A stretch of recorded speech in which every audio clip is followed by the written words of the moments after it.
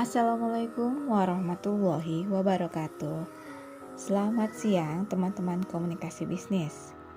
Apa kabar semuanya? Pada kesempatan kali ini kita akan membahas materi komunikasi bisnis mengenai dasar komunikasi bisnis.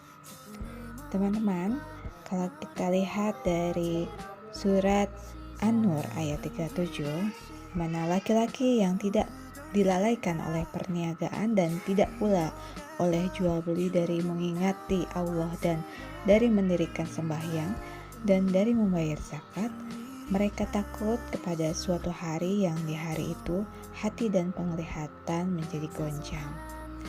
Dari sini, teman-teman akan memahami bahwa dalam komunikasi bisnis, kita perlu juga memahami apa yang menjadi tujuan kita berbisnis.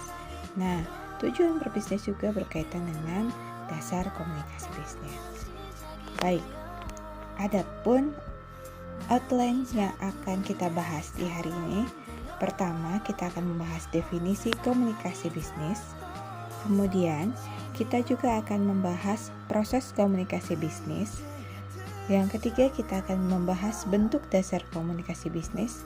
Dan yang terakhir, kita akan membahas faktor penghambat komunikasi bisnis. Baik, bismillahirrahmanirrahim. Teman-teman, kita akan mulai memasuki subtopik yang pertama mengenai definisi komunikasi bisnis. Nah, teman-teman, perkembangan dari komunikasi itu sendiri ada semenjak manusia berada di muka bumi. Jadi sejarah komunikasi terhitung sangat lama ya. Di dalam dunia bisnis, mau itu bisnis skala menengah, skala kecil maupun skala besar, orang-orang yang berkecimpung di dalamnya itu tidak akan terlepas dari kegiatan komunikasi. Oleh karena itu, bagi mereka, komunikasi merupakan suatu hal yang sangat penting demi mencapai tujuan organisasi. Teman-teman, kalau kita lihat sendiri dari definisi komunikasi ya, komunikasi itu berasal dari kata Latin communicatio ya, bersumber dari kata communis atau komunia yang artinya sama. Maksudnya sama apa? Yang dimaksud sama adalah memiliki pengertian yang sama atau sama makna. Jadi kalau ada dua orang atau lebih yang sedang berbicara atau berbincang-bincang atau ngobrol ya, nggak cuman mengerti tentang bahasanya, tapi mereka mengerti tentang inti pesan yang disampaikan pada saat acara mengobrol itu. Itulah disebut dengan komunia atau komunis. Oke. Nah, teman-teman, kalau dilihat lagi, keberhasilan komunikasi nggak hanya ditentukan oleh kesepakatan antara pengirim dan penerima informasi yang disampaikan. Pengirim dan penerima informasi yang disampaikan itu akan membuat kesepakatan atas makna dari informasi yang telah disampaikan.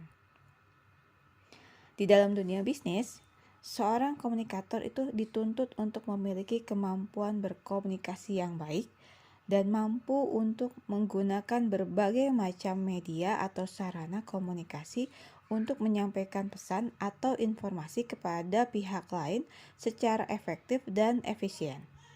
Komunikasi yang digunakan dalam dunia bisnis untuk mencapai tujuan tertentu yang mencakup komunikasi verbal, nonverbal, itu disebut dengan komunikasi bisnis. Ya. Jadi kalau kita gambarkan, komunikasi itu definisinya adalah pengiriman informasi dan makna dari individu atau kelompok kepada individu atau kelompok lainnya.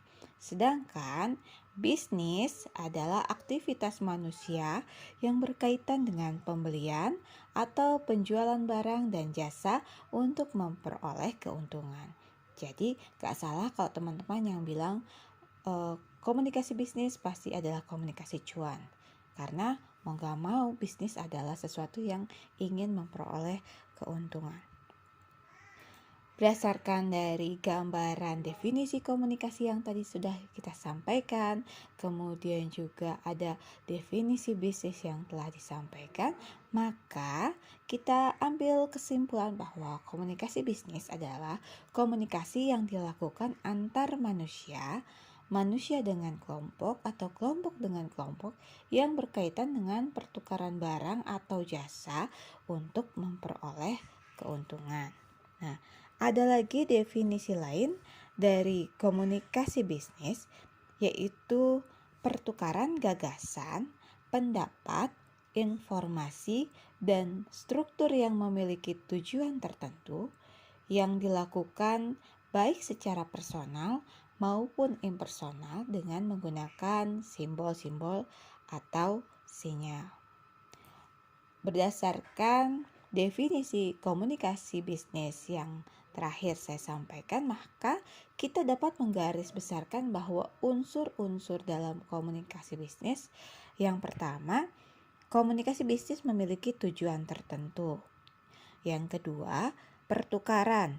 Artinya, komunikasi bisnis melibatkan dua orang atau lebih, entah itu komunikator dan komunikan atau temannya komunikan.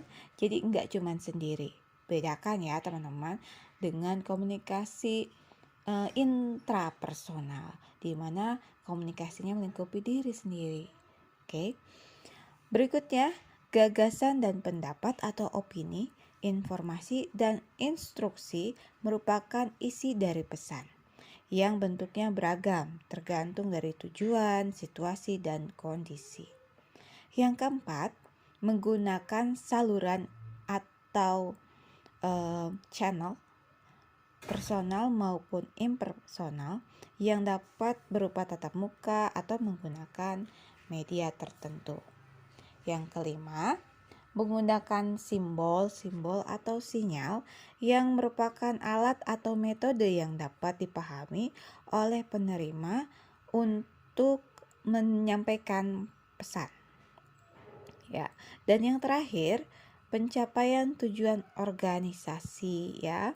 Komunikasi bisnis dilakukan untuk mendukung pencapaiannya tujuan organisasi dalam bisnis itu sendiri. Baik teman-teman, sampai sini teman-teman cukup mengerti kan mengenai definisi komunikasi bisnis. Oke, sebelum kita masuk ke proses komunikasi bisnis, kita akan membahas dulu mengenai ruang lingkup komunikasi bisnis.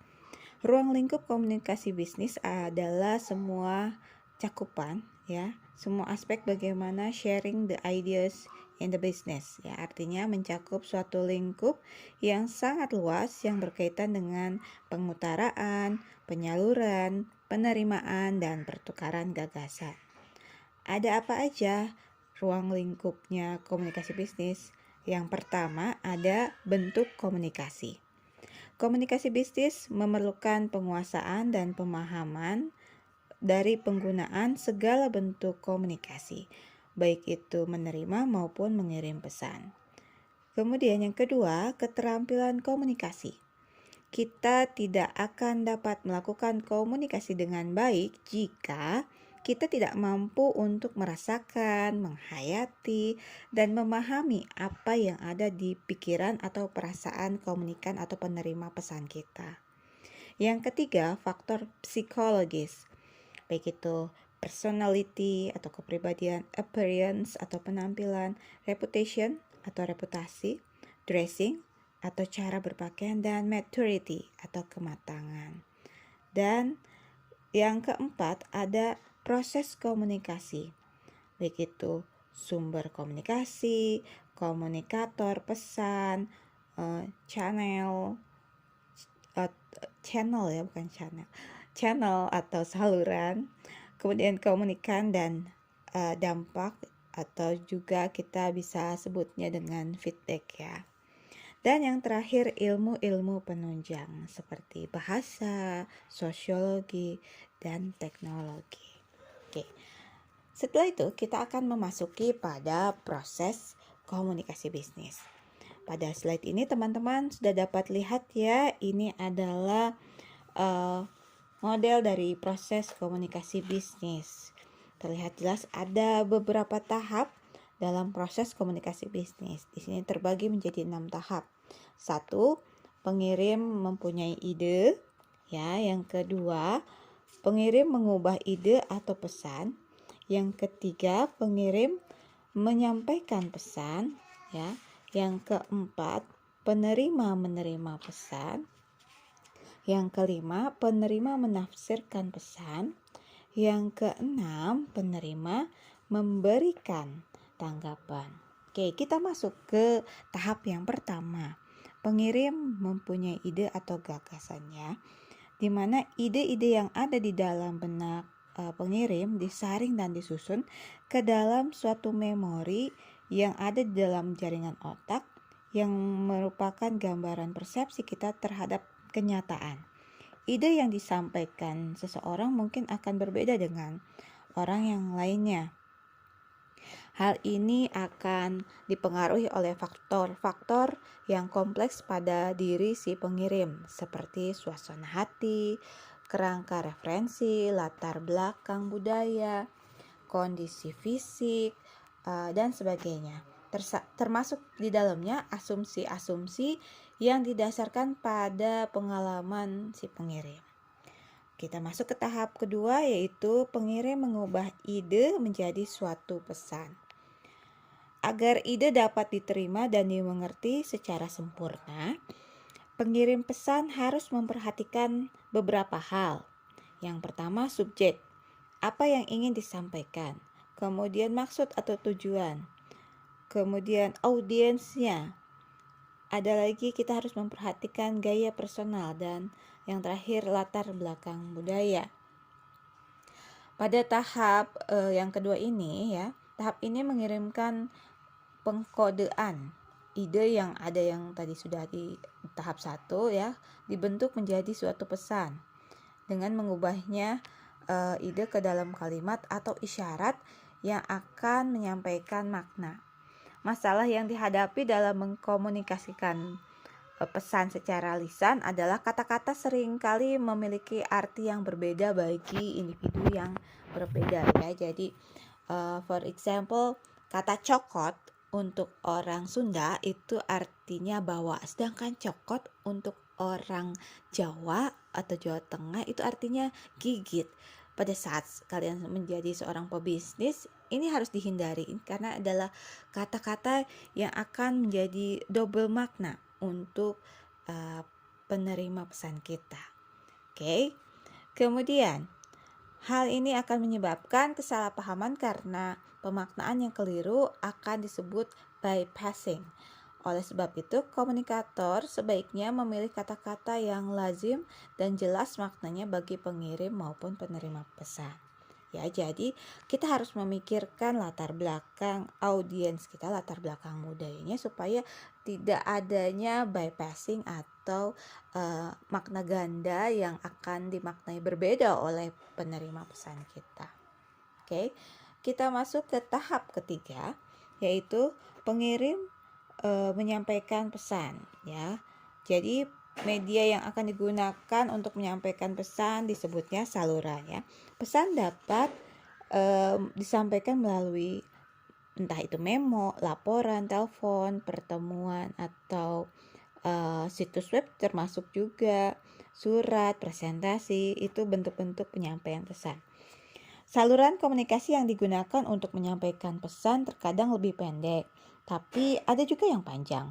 Panjang pendeknya saluran komunikasi yang digunakan ini akan berpengaruh terhadap efektivitas penyampaian pesan. Bila penyampaian pesan itu panjang dan kompleks secara lisan, pesan-pesan itu bisa jadi distorsi ya, keganggu, atau bahkan bertentangan dengan pesan aslinya. Oleh karena itu, kita perlu memperhatikan jenis atau sifat pesan yang akan disampaikan. Ya, jadi dalam packagingnya pesan itu juga harus memperhatikan siapa yang akan menjadi target, channelnya pakai apa, atau salurannya akan menjadi pakai apa. Oke, berikutnya di tahap keempat, penerima akan menerima pesan. Komunikasi antara seseorang dengan orang lain itu akan terjadi bila pengirim atau komunikator mengirimkan suatu pesan dan penerima atau komunikan menerima pesan tersebut.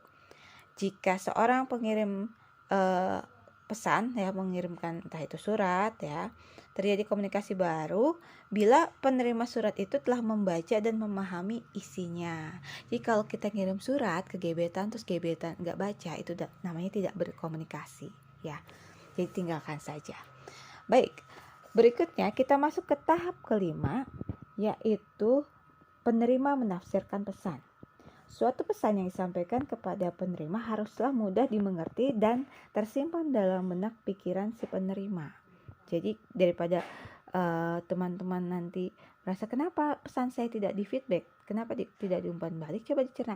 Mungkin penerimanya sulit menguraikan pesan yang telah diterima. Oke.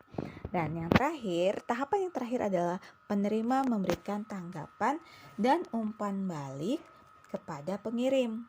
Umpan balik atau feedback adalah penghubung terakhir dalam suatu mata rantai komunikasi.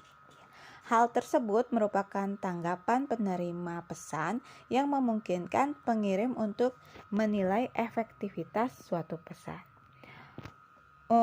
Pengirim dapat mendorong umpan balik dengan memberikan beberapa pertanyaan kepada penerima. Umpan balik itu akan membantu pengirim mengetahui apakah pesan yang disampaikan sudah sampai belum, dalam arti kata sudah terjadi kesamaan makna atau belum. Umpan balik sendiri dapat dibedakan jadi dua macam. Yang pertama ada umpan balik positif, yang kedua ada umpan balik negatif. Umpan balik positif itu kalau tanggapan atau respon komunikan itu menyenangkan untuk komunikator sehingga komunikasi dapat berjalan lancar. Kalau komunikasi yang feedbacknya atau umpan baliknya negatif, itu umpan baliknya atau tanggapannya itu respon dari komunikannya tidak menyenangkan untuk komunikator sehingga komunikator tidak bersedia melanjutkan komunikasinya. Umpan balik dapat dilakukan entah itu secara verbal atau non-verbal. Baik teman-teman, sampai di sini saya sudah menjelaskan model dari proses komunikasi bisnis. Baik, kita akan lanjut kita masuk pada subtopik yang berikutnya, yaitu bentuk dasar komunikasi bisnis.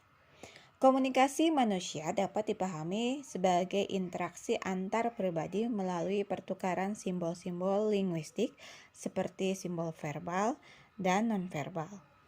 Melalui pertukaran simbol-simbol yang sama dalam menjelaskan informasi, ide atau gagasan dan emosi, maka akan lahir kesamaan makna atas pikiran, perasaan, dan perbuatan. Bentuk-bentuk dasar dari komunikasi bisnis terbagi jadi dua. Yang pertama ada komunikasi verbal, yang kedua ada komunikasi non-verbal. Apa itu komunikasi verbal? Ya, kita lihat di slide berikutnya. Komunikasi verbal adalah komunikasi yang penyampaian pesannya kepada pihak lain bisa secara lisan maupun secara tertulis. Secara umum, untuk menyampaikan pesan-pesan bisnis dapat dilakukan secara lisan atau tertulis, sedangkan untuk menerima pesan, kita dapat melakukannya dengan mendengar atau membaca. Kemudian, kalau misalnya komunikasi bisnis yang efektif itu sangat bergantung pada keterampilan seseorang dalam mengirim maupun menerima pesan. Secara umum untuk menyampaikan pesan-pesan bisnis, seseorang perlu menggunakan tulisan maupun lisan ya. Sedangkan untuk menerima pesan-pesan bisnis itu kan tadi seperti yang kita bilang harus dengerin dan dibaca. Kita akan membahas yang pertama tentang berbicara dan menulis. Untuk mengirimkan pesan-pesan bisnis, orang lebih senang berbicara kepada komunikannya atau penerima pesan daripada menulis suatu pesan. Kenapa? Alasannya, komunikasi lisan relatif lebih mudah, praktis, dan lebih cepat dalam menyampaikan pesan-pesan bisnis. Pada umumnya, bagi para pelaku bisnis, penyampaian pesan secara tertulis relatif lebih jarang dilakukan. Meskipun demikian, bukan berarti komunikasi secara tertulis nggak penting, mengingat nggak semua hal bisa disampaikan secara lisan. Jadi pada saat Anda berkomunikasi bisnis ya, seringnya akan ada entah itu presentasi tatap muka atau melalui Google Meet, Zoom meeting, karena di situ akan berkaitan dengan body language, uh, wajah, ekspresi wajah, tatapan mata, itu akan mendukung komunikasi Anda untuk mempersuasifkan bisnis Anda. Tapi nggak semuanya bisa Anda Anda sampaikan dalam bentuk komunikasi berbicara ya. Ada juga yang beberapa hal yang harus Anda sampaikan melalui menulis. Oke. Berikutnya kita akan membahas mengenai mendengar dan membaca. Orang-orang yang terlibat dalam dunia bisnis cenderung lebih suka memperoleh dan mendapatkan informasi daripada menyampaikan informasi. Untuk melakukan hal tersebut, mereka memerlukan keterampilan yang disebut mendengarkan dan membaca yang baik. Buat orang-orang yang bekerja sebagai marketing, keterampilan yang utama itu bukan keterampilan berbicara, tapi keterampilan mendengarkan.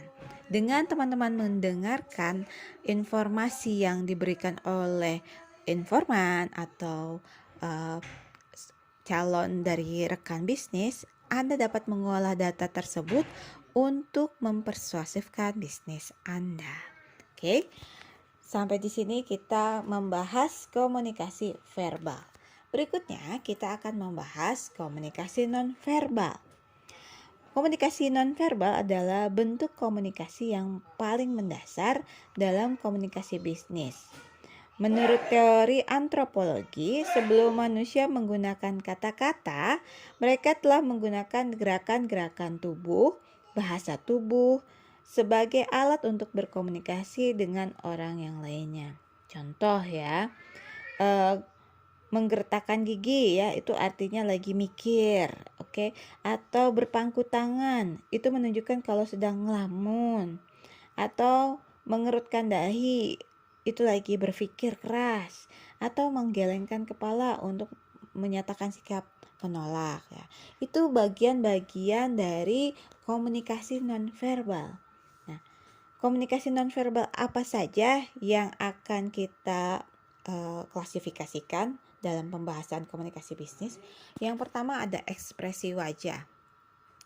Ekspresi wajah yang tercantum dalam komunikasi bisnis itu ada yang disebut dengan display rules ya. Teman-teman silahkan mencari tahu apa artinya display rules dalam wajah. Ada cara wajah itu mengatakan sesuatu yang sebenarnya not important, tapi kamu harus menunjukkan itu seperti very important ya. Contoh, pada saat kita, misalnya saya diberikan hadiah sepeda oleh Bapak Rektor. Ya, di rumah sepeda juga udah banyak gitu ya. Tapi yang ngasih Rektor, jadi kalau bahasa Sundanya itu api-api seneng ya. Terlihatnya senang padahal biasa aja sih gitu. Itu yang disebut bagian dari ekspresi wajah. Oke. Kemudian ada juga kalau teman-teman lihat keluarga kerajaan Inggris, sesedih apapun mereka tidak boleh memperlihatkan ekspresi wajah yang sangat sesenggukan kalau bahasa Indonesianya. Kenapa? Itu hal-hal yang dilarang ya. Itu salah satu bagian dari ekspresi wajah.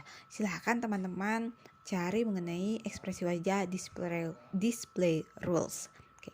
Kemudian tatapan mata. Ketika komunikasi ingin berjalan lebih lama, itu dilihat dari bagaimana reaksi tatapan mata komunikan kita atau penerima pesan kita. Jika komunikan kita lebih sering membuang tatapan matanya dari kita, berarti ada sesuatu yang membuat mereka tidak nyaman. Entah tidak nyaman berlama-lama dengan kita, tidak nyaman tatapan mata dengan kita. Kemudian gerakan tubuh. Gerakan tubuh juga akan menentukan komunikasi nonverbal kita sukses atau enggak sukses. Seperti tadi ya, kalau orang yang menggelengkan kepala atau orang yang mengangkat jempolnya ke atas artinya dia menyukai, atau orang yang membuat gerakan lambaian artinya dia menolak. Oke. Kemudian sentuhan. Oke, sentuhan dalam arti kata seperti bersalaman. Salaman juga akan membuat perbedaan. Biasanya teman-teman yang fresh graduate kalau salaman dengan HRD itu lebih lulus, tangannya tuh lebih kemper ya, tidak memberikan handshake yang kuat dan tegas, bukan kuat dalam arti kata dibanting, tapi memberikan ketegasan. Pengalaman saya kalau handshake-nya itu agak lembek, biasanya suka diberikan job desk yang banyak tapi gajinya relatif biasa aja. Tapi kalau kita memberikan handshake yang tegas, biasanya suka dinilai bahwa orang tersebut memiliki ketegasan dan tidak bisa dimain-mainkan. Oke. Kemudian yang disebut jarak interpersonal adalah jarak pada saat kita melakukan komunikasi dengan penerima pesan kita. Apakah jaraknya dekat 5 cm, 10 cm, berarti itu komunikan kita termasuk komunikan yang intimate ya, kayak teman. Kalau kita ngomong sama teman 5 sampai 10 meter itu teman dekat. Tapi kalau duduknya 10 sampai 20 meter dari kita itu biasanya hanya teman aja. Jadi kita ngobrol hanya yang basic-basic aja. Tapi kalau misalnya kayak Bu dosen dengan teman-teman yang jarak bicaranya mungkin ada setengah meter, itu artinya jarak publik ya, jarak interpersonalnya jarak publik. Jadi ada batasan antara hubungan profesional. Oke. Masuk berikutnya ke para bahasa. Para bahasa adalah bagaimana kita